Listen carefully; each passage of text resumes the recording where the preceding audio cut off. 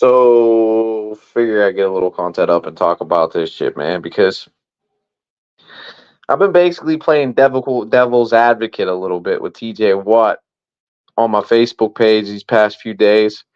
I've been getting Steeler fans all upset. I've been actually losing followers because of my position on TJ Watt. It's getting Steeler fans all upset because during OTAs, pretty much everybody was at camp outside of TJ Watt. He was the only one that was there. He was the Mr. Privilege that decided that, OTAs, they aren't mandatory. Okay. Basically the majority of the comments that I got was that TJ Watt, it's not mandatory for TJ Watt to be at minicamp or OTAs, not minicamp. Today was minicamp. 3 days of minicamp this week. Najee didn't practice 2 to 3 days at the direction of the coach. Najee was at OTAs for one, voluntary OTAs. Najee didn't have to be there. He was there. And these past 2 days, he didn't practice. Tomlin was questioned about it directly, and they said, is there an issue on why and why not Najee Harris isn't practicing? And basically, Tomlin said that was at his direction. He wants to basically get to know some of these newer players in the building. He said Cam had the day off. Najee had the day off. But after that today, obviously, these quote unquote reporters didn't listen to the 3 minute and 36-second interview that Tomlin put out today. They didn't want to take the time to listen to the 3 minute and 30-second interview where Tomlin addressed the whole situation, that this was my directive, this was my decision. I want to take a look at who else we have on the roster. I know what Najee brings to the table, and that's 3 straight 1,000-yard seasons. That's why I've been saying that it's crazy to me that Omar Khan has not extended Najee Harris. And you get all this defense of TJ not being at OTAs, right? Which, okay, I'm not even going to sit here and say that that's not a fair point. It's voluntary. He doesn't have to be there. TJ's a hard worker. We know what he brings to the table. But when it's TJ, it's not an issue. You dare not speak out to him. And not outside of Mark Madden, I will give Fat Boy credit. He got balls. I will give Fat Boy credit. He got balls, and he will say how he feels, and he ain't going to kowtow to fanboys. I will give Mark Madden credit for that, and sometimes you do need that in media because TJ Watt is making a ton of money, and one of the points Mark Madden brings up about TJ, dude's never won a Super Bowl. He's making all this money. Dude's never won a goddamn Super Bowl. So, I mean, is that a good thing? Is that a bad thing? Is he getting overpaid? I wouldn't say he's getting overpaid. It's just the way it is. The way Trevor Lawrence is getting, to me, Trevor Lawrence is overpaid. The way that deal he got today is insane.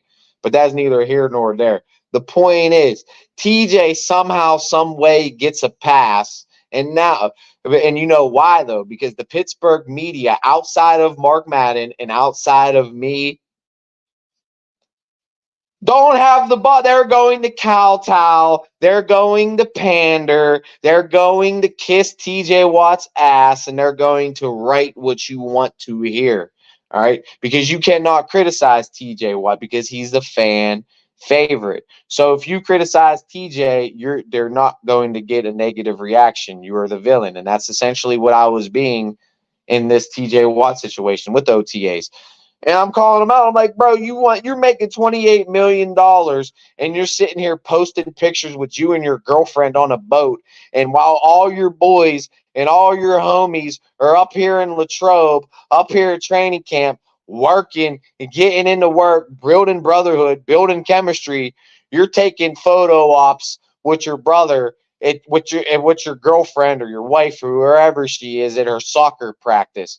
So instead of being one of the boys, this is what I wrote. Instead of being one of the boys TJ, what this girl got TJ wrapped around her little finger, and he's being a cheerleader. Instead of being a man and practicing with the rest of the boys and preparing for the season and preparing for battle that lies ahead, 17, 18 weeks for the Pittsburgh Steelers, he's out there being a goddamn cheerleader instead of practicing with his boys. And now today, we got all these Steeler pages and all these Steeler media outlets coming down hard on Najee Harris right now and trying to create some kind of spin that there's a holdout going to happen when the coach himself addressed it in his 3-minute and 36-second interview that these so-called insiders and these so-called reporters are trying to literally create some narrative that does not exist to create division against Najee Harris.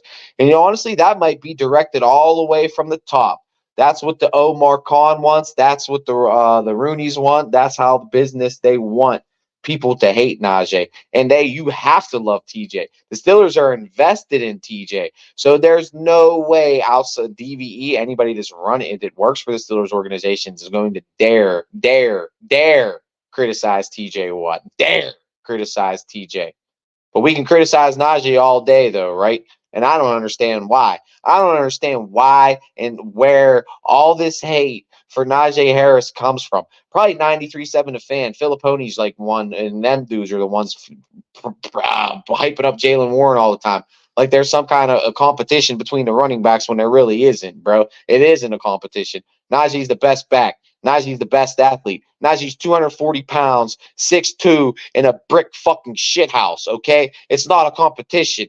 He'd eat Jalen Warren for breakfast, lunch, and dinner. I'm sorry, but that's just the facts. And all he's done since he's been in the league is not fumble the ball and run for 1,000 yards each season. He's been in a goddamn league. He's broke Franco Harris's rookie record. And to me, in my opinion, this is going to be the best season of his career because a holdout ain't happening.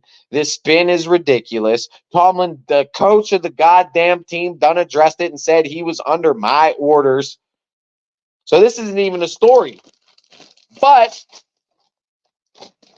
the Pittsburgh media wants to make it into a story because right now it's a slow news cycle. And I mean, obviously, to me, that's a story. To me, TJ not making $28 million in Super Bowl lists, that has not even won a playoff game in his entire career, not being there, I think that's more of an issue. Even though it's voluntary, yes, that's more of an issue than Najee, under coach's orders, not practicing today. And that's a fact. But if I dare criticize TJ, people are going to unfollow me. They don't like it. I don't really care. Because you know what? As a captain, as a leader of the team, as a guy that's making the most money, to me, leaders got to lead by example. And to me, that's just not a good example to set. To me, that's I'm about TJ. To me, that's I'm about me. To me, that's I'm out here trying to get my sacks because of me. And then I have my brother JJ going on every goddamn platform talking about how I'm going to break the sack record. Nobody gives a fuck about your goddamn sack record, TJ. I guess these fans nowadays, they don't care about your sack record. Just like they don't care about I get it all the time about Tomlin. We don't care about non-losing seasons. We don't care about non-losing seasons. We care about Super Bowls. Well, if that's the case, what the fuck do we care about goddamn TJ Watt breaking a goddamn sack record for? It's irrelevant, bro. He shouldn't be taking all them snaps. Give Herbig a few more snaps, bro, especially for winning the game. Why are you in there in garbage time trying to rack up stats, bro? We need you next week. We need you the week after that. And we need you the week after that. We don't need you to break the record. We need you to be healthy and ready to go come playoff time. Not getting a goddamn sack record. That's not saying TJ's bad. That's not saying TJ's going to be good. But, hey, TJ's peaked. TJ's making a lot of money. That is a narrative right now. That defense doesn't win anymore, and offense is the way the league's going. basically directed all the way from the top with the rules Roger Goodell be laying down all the way to the bottom to the players on the field.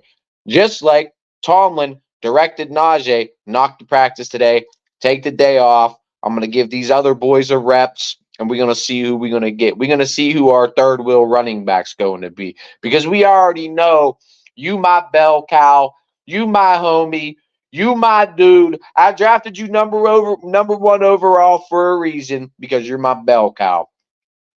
So to me, if everybody wants to give TJ a goddamn pass for not going to OTAs, which okay, I don't necessarily agree with it, but I can concede that you have a point. It's voluntary. TJ's a hard worker. He gets his numbers, so he'll be ready for the season. Okay.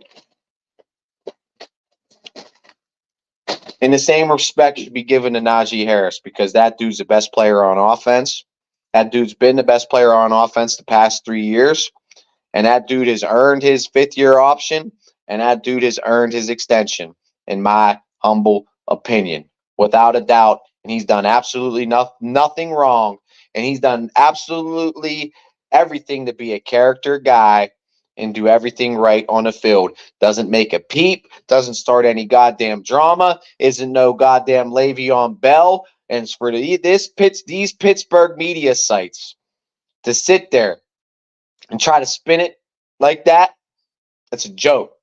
That's why I did a live yesterday, or I did a video yesterday, actually, ripping into Colin Cowherd and talking about how these people just have no integrity whatsoever. And all they're trying to do is create stories that really it's not a story. And it shouldn't be a story because in Coach's 3 minute, and I'm going to drive this point again, in his 3 minute and 36-minute interview today, these lazy schlubs who claim to be journalists and insiders don't even take the time to listen to the interview.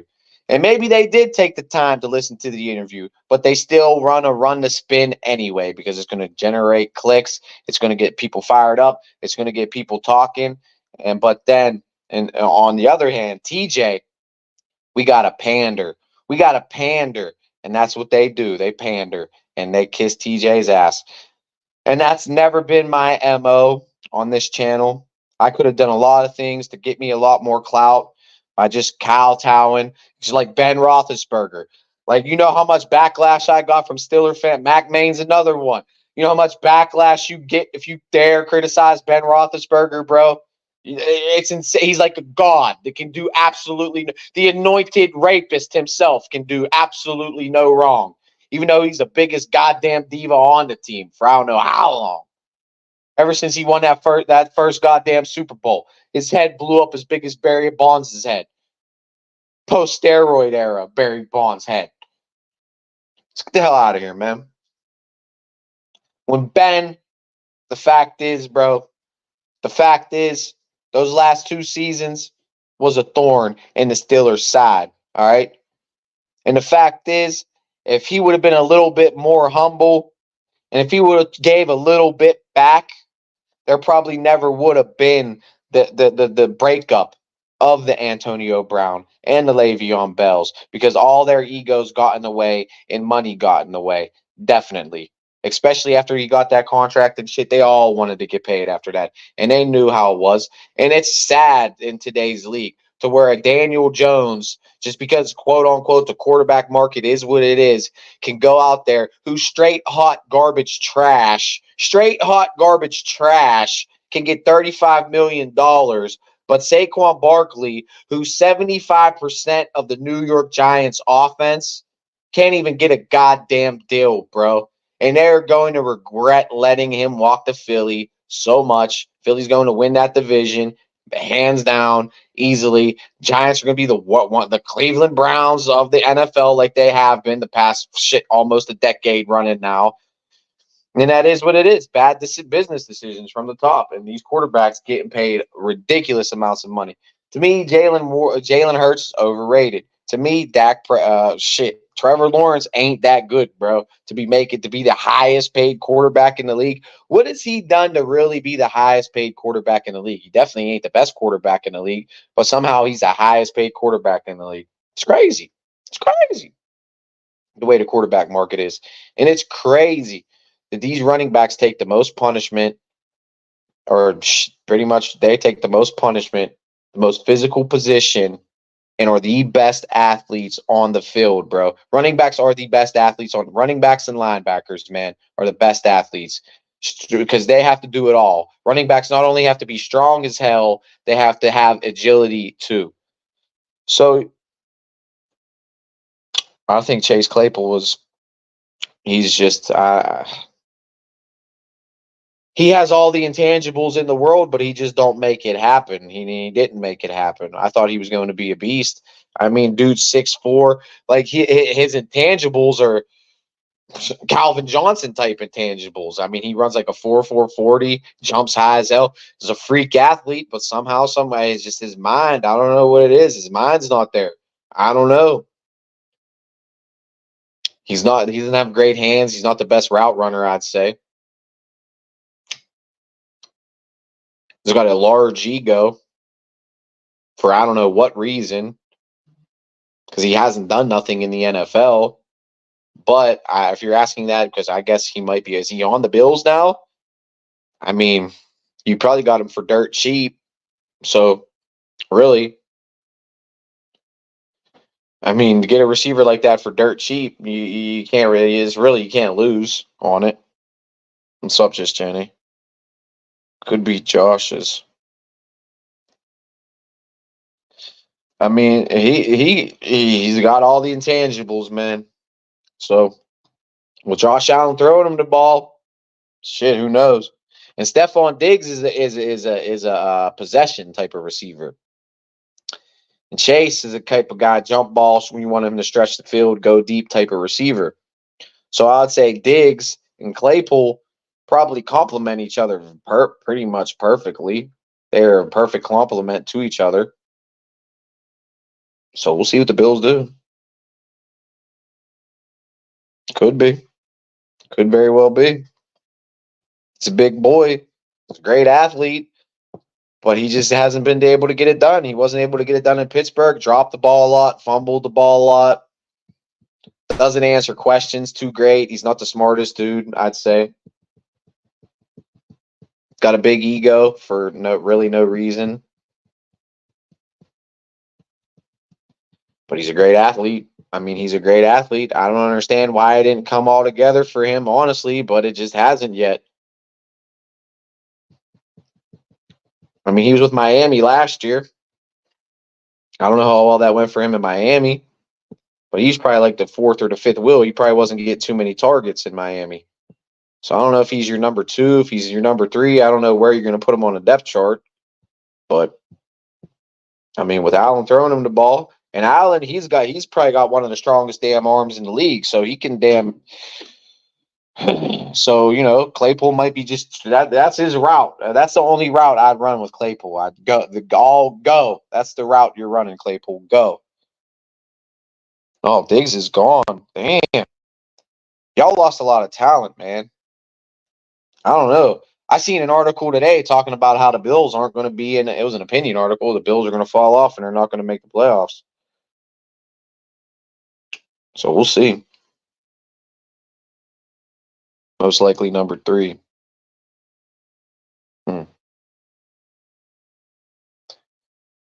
He was kind of like our number 3, number 2, kind of. He got a lot of hype when he was drafted here. I know that. But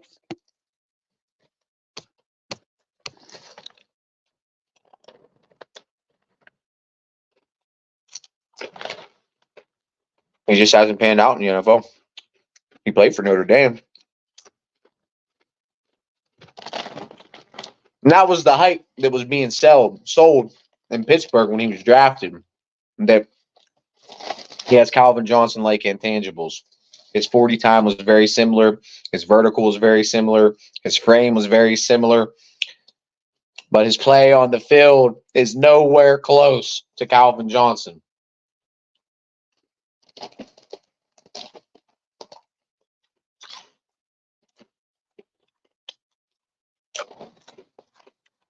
But that being said, He was here, like I was talking about earlier. Ben, last 2 years of his career, was a thorn in the Steelers' side because Ben, like Allen, was known for his strong arm. He was a gunslinger. He'd put it in windows that most quarterbacks couldn't put it in. And those last 2 years, Ben, like I swear, he did not throw the ball over 10 yards. It was all dink and dunk. Dink and dunk Roethlisberger. And that was not his game because he just did not have the ability to stretch the field and gun it like he used to after he had that, well, I think it was like Tommy John surgery, some type of elbow surgery or something similar to Tommy John's. And he just wasn't the same, bro. So you got a receiver like Claypool who wants to stretch the field and Ben who's just dinking and dunking all day. They just didn't complement each other well. Maybe you could say that. Let's just say if you want to argue in favor of Chase Claypool, you could say that. And like you said, now Josh Allen, who has a fucking cannon, who wants to air raid that shit down the field. Him and Josh Allen may be best friends here. Who knows? We'll see. We'll see.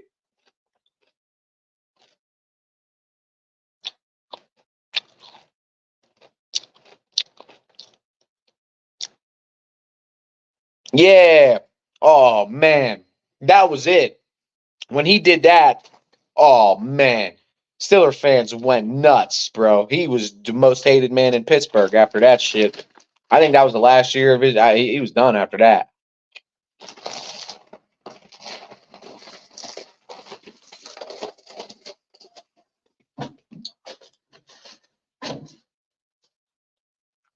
But I really plan on doing a whole live. I just wanted to address this Najee thing, man, because I feel there's like a lot of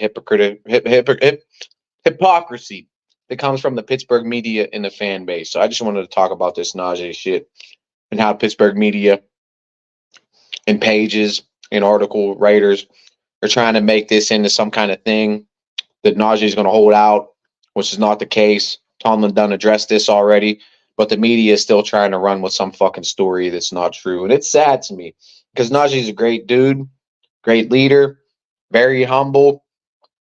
Unlike Chase Claypool, and dude is an amazing athlete. I mean, he is 240 pounds of just lean. It's not even fat, bro. It's all lean, just muscle, bro. There probably is not an ounce of fat on that man's body. Like he is just, he's a freak of nature, bro. He's a freak of fucking nature. And he's so humble. And for him to get this hate, it's just sad to me, man. And he's done nothing. He's done nothing wrong. He's only done everything right. And he deserved his 5th-year option. And that's why I've been calling Omar Khan out too. Because he's getting this A plus plus plus plus because Russell Wilson landed in his lap and Justin Fields landed in his lap. And okay, he did have a good draft, but that's yet to be seen. We can sit here and project that it is going to be a good draft, which I think it will be, but that's just a projection. That doesn't mean it's the truth. What's true, what's factual is Najee is that dude, and he's been the best player on the team the past 3 years, at least offensively speaking. He's going to have the best season of his career this year, and to not option him is insane to me. Is insane to me. And they're talking about giving him a long-term extension. So to me, if you really want to give Omar Khan an A plus, first step, Tomlin got extended. That's done. Now, Najee needs to be extended before this goddamn season kicks off and before we get into training camp. So Omar Khan, give your bell cow the money that he's due. Give your go-to guy the money he's due. Lock him down before he decides to up and leave and hit free agency and go to another team that will actually show him a little bit of respect. Because for you not to pick up that 5th-year option after him doing absolutely everything right as a person and as an individual and as a football player, that's just, to me, that's just a joke and that's disrespectful. And a lot of Steeler fans feel the same way about that. They might not feel the same way about me and TJ, which is fine. He's the fan favorite. I get it. And there is a lot of Najee. There is some Najee haters within the fan base, but I'd say 60% of them want Najee on this team and know and believe Najee should be, his 5th-year option should have been a no-brainer to me.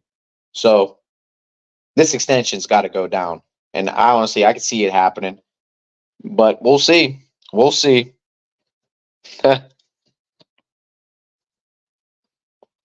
We'll see. Shit, that would be great. That dude you got on your team, I forget his name. I never even heard that dude until you told me about him, and I looked him up. I was like, damn, this dude's ran for 1,000 yards. Farkas might be on to something about this boy. He had a pretty good game against the Steelers. He's fast as hell. See, him and Najee would be a perfect complement to each other. Perfect complement to each other. What's that dude's name? That running back you got? I forget his name. He's probably fast as lightning, though. I looked him up. I was like, this dude's only 190 pounds. He cannot be a good running back. Like, I'm 190 pounds, bro. Sign me up. Shit.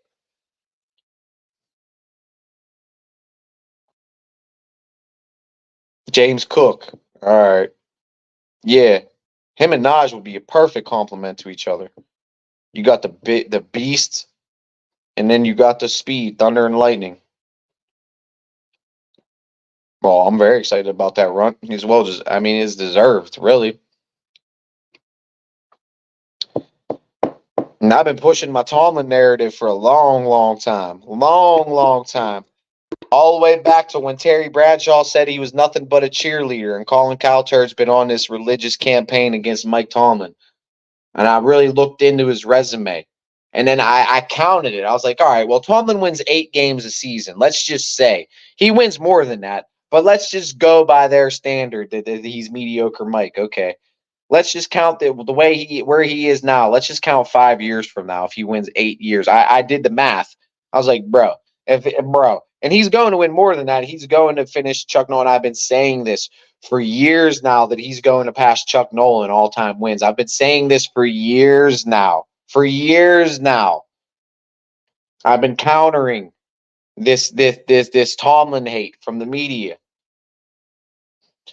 and preaching how he's going to be a Hall of Famer, and he will be a Hall of Famer. And with this 3-year extension, that pretty much he's 20 wins away from passing Chuck Noll, bro. We're the under over is at 7.5 this year, okay? Let's just say we win 7 this year, 7 next year, and a 7 the next year, which we won't. I got us at 11 this year. I got us at 11. But let's just say you have us at 7 this year, next year, and that year. That's 21 wins, and that puts him at the winningest coach in Steelers history. It's in stone. His name is in stone. It's in Canton. It's a done deal, bro. It's a done deal. And then let's just say he's 49 now, okay? So 50, 51, 52. So he'll be 52 after this contract's up. And then he still has 13 more years to coach in the league if he really wants to. He can still coach. So he already has a Hall of Fame resume as it stands now. And he can build a whole other Hall of Fame resume in those 13 years on top of that. If he keeps going the way he's going. And everybody praises Andy Reid as the best coach in the league, which I will agree with that point. I will agree with that point all day. But it took Andy Reid 20 goddamn years to win a Super Bowl, and Tomlin's only been doing it 18 years. So Tomlin can't win another Super Bowl in 13 years? Can't win 2 in another 13 years? And if he wins another Super Bowl, it's a wrap, Jack. All he needs is have one good playoff run, and he's a top 10 playoff coach in history. He has like 8 wins. I think the next person ahead of him has like 10 or 11. If he gets to 11 wins, he's top 10 in playoff wins in the history of the league. He's going to be, by the end of this season, he's probably going to be, he's 13th right now in all-time wins. After this season, he'll be like 11th. After next season, he'll pass Chuck Noll. Chuck Noll's sitting at 9th. So if he gets 10 this year, 11 this year, 10 next year, that's 21 right there. And to top it all off, the cherry on top is the haters. They'll come at me with some shit like, oh, the only reason he's like Jeff Fisher. That's all. It's just the longevity. That's the reason He's done past Cower quicker than Cower. He's done past to Dungy quicker than Dungy. He done past Parcells quicker than Parcells, and he's gonna done past Chuck Noll quicker than Chuck Noll. So the way he's winning at just a way this idea that he's mediocre is insane because he's ripping off wins at a historic fucking clip. A historic clip. So to say he's not a Hall of Famer is straight blasphemy, bro. Straight blasphemy. It is. And that's another thing, man, I say, is because this dude's educated as hell, bro. He's smart as hell. This man knows history. This man knows politics. This man is a role model. This man instills a mentality into these players to be men not just on the field, but off the field, man. He is a role model. He is an educator. He is a coach. He is a leader. He is so much. What makes Tomlin a great coach? So I'm preaching it right now. Motivation, leading, just teaching, educating. That's what Tomlin brings. That's what makes him a great coach. Is people want to die for the man. They would run through a wall for the man because they know he's going to lead them in the right direction, and they believe. They believe. And that's a hard thing to do in the NFL in today's day and age with social media and everything else to get all 55 men to buy in and believe. And right now, this year, I have not seen a Steelers team that is so banded together and just, it's about us. It ain't about Bell no more. It ain't about Brown no more. It ain't about Ben no more. It's about the Pittsburgh Steelers. And I'm telling you, man, this is a team like this. It's coming together, man. It's coming together. And this team, 7.5's disrespectful as fuck, bro. All we did, I think they moved it to 8.5 now. It started at open at 7, now it's at 8.5. 8.5's disrespectful as fuck. We won 10 games last year, 10 fucking games, and for him not to be a goddamn whatchamacallit. Fuck, my phone just hit fucking. I lost my train of thought. It said 5%. It's about to die. The hell was I going on about now? Sorry. I just lost my whole train of thought because that fucking notification came up on my thing. But yeah, the Band of Brothers. Like, it's not about that. It's not this team. It's like it's everybody's in right now. There's no individual agendas right now. Like Najee, bro, is in a contract year. Could be making a fuss. He ain't. So that's why this spin that the fucking media is coming out with that this could be some type of holdout situation is a fucking joke, bro. Because Tomlin done addressed it. He addressed it. So it's nothing like that. He could be making a funk. He ain't. Freiermuth in the last year of his deal, he could be making a funk. He ain't. Cam was making a little bit of a funk there for a little bit. And then I swear, I started calling him out, and then boom, Cam reappears. And you can say I'm capping, whatever you want, bro. But I used to go live on Periscope, and it would show who viewed your shit. Cam Hayward has watched my shit, bro. He watches my shit, and I believe he reads my Facebook page. And I believe a lot of these Steelers and Steelers media reads my Facebook page 100,000,000%. I know CBS producers follow my shit. Ball Pompiani's wife follows me on Twitter. I done been in Lisa Pompiani's DMs. And me and Lisa Pompiani have been DMing back and forth, bro. Her husband's the sports director of CBS.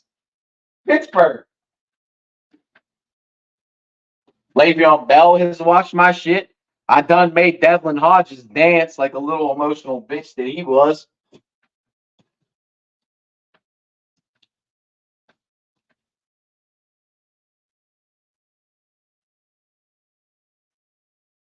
So I'm telling you, man, there ain't no drama.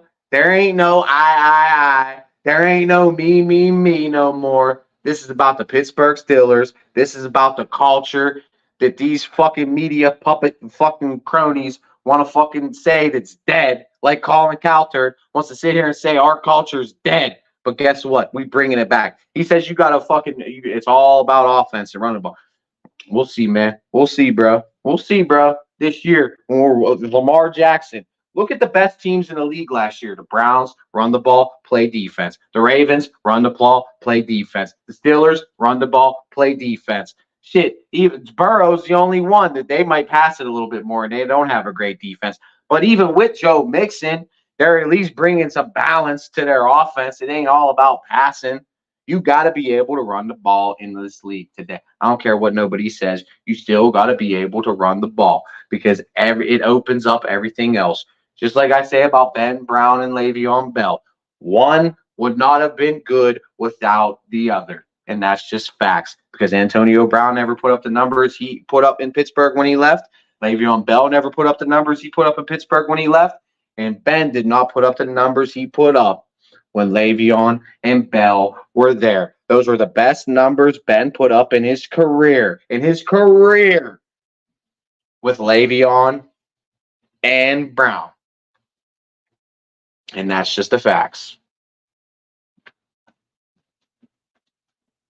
One hand washes the other.